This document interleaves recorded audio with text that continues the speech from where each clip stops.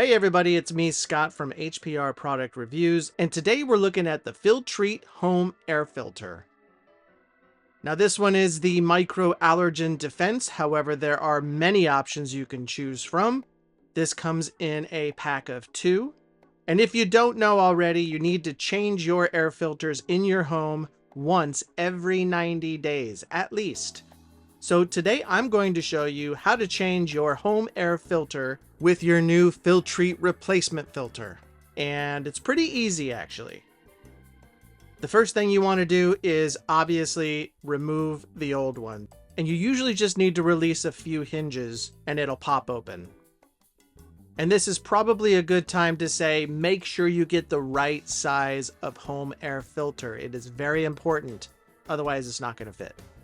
Once you get that bad boy out, the next thing you need to do is put in your new Filtrete air filter correctly. There is an arrow that points up that is showing you the airflow. So make sure when you put it in, the arrow is pointed up. It should fit pretty snug. Once you get it in there, relatch those hinges, and you are done for the next 90 days. And you can start enjoying a cleaner, fresher home environment with the Filtrete home air filter.